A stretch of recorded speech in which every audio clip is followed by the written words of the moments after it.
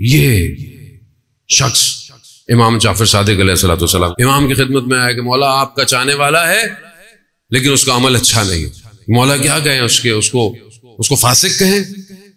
کہا نہیں، اس کا عمل فاسق ہے مگر وہ ذات کے طور پر پاک ہے وہ بالکل ایسے ہی جیسے کوئی ہیرا کیچڑ میں گر جائے۔ کہا اس کا عمل اسے آلودہ کر دے گا لیکن اس کا عقیدہ اسے پاک کر سکتا ہے۔ اسی لیے اگر خدا نہ خواستہ ہمارے عمل میں کوتاہی ہے فوراً انسان کو توبہ کر لینی چاہیے۔ اللہ نے اس دنیا کے اندر ولیوں کو بھیجا۔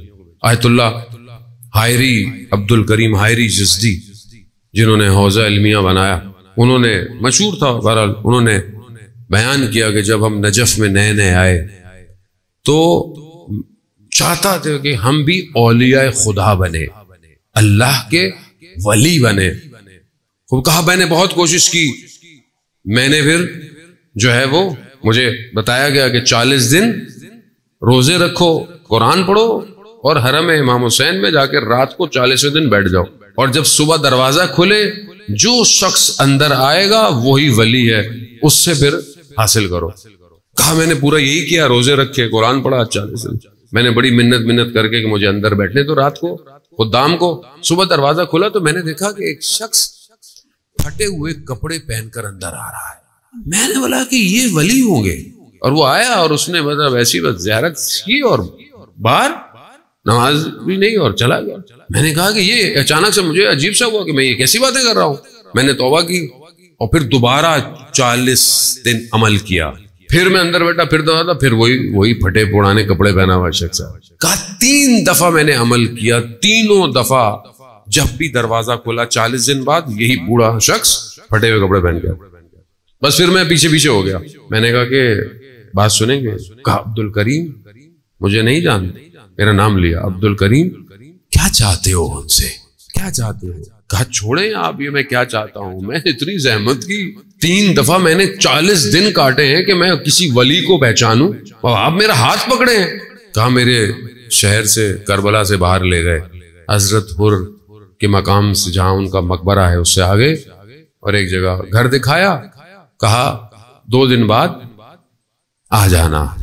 میں بڑا خوش، کہتے ہیں میں وہاں دوسرے دن میں نے کچھ پھل لیے، یہ لیے کہ اندر سے بڑا خوش کہ ایک ولی کے پاس جا رہا ہوں۔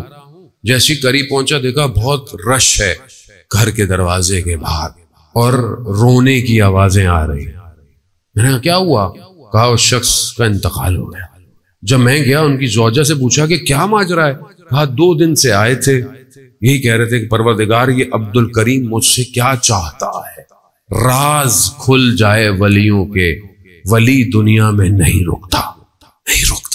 ہم نے کبھی زندگی میں کوشش کی کسی ولی کو ڈھونڈیں، کسی ایسے شخص کو ڈھونڈیں جو ہمارے قلب کو پلٹ دے، ہماری لقاء اللہ کی چاہت ہے یا نہیں ہے، اللہ سے ملاقات چاہتے ہیں کہ نہیں چاہتے، ہماری زندگی میں تلاش ہے، جستجو ہے، ہماری روح بے چین ہے کہ اسے اصل کی طرف جانا ہے۔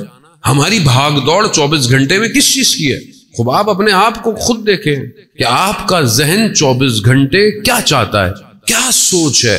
خوب یہ تو کوئی آپ کو نہیں بتائے گا نا، کہ آپ کو دوسرا تو نہیں بتائے گا کہ آپ کیا چاہتے ہیں، آپ خود جانتے ہیں آپ کا قلب کہاں کھچتا ہے، کدھر کھچ رہا ہے، کیا خواہشات ہیں آپ کی۔ جب آپ اکیلے ہوتے ہیں تو آپ کیا چاہتے ہیں؟ ہوتا ہے انسان کہتا ہے میرے قبضے میں جن آ جائے، جن آ جائے، خوب آ گیا، کیا لے کر آئے آپ کے لیے؟ یہی اندر کا سٹرکچر ہے، یہی بتائے گا، جیسی ڈھلے گا ویسی چاہتیں باہر آئیں گی، ویسی چاہتیں۔ میں کیا چاہتا ہوں؟ خدا آپ کو بولے کہ 2-3 خواہشات تمہاری پوری ہو سکتی ہیں، وہ کیا چاہتے ہیں؟ یہیں سے پتہ چلے گا کہ اندر کیا ہے۔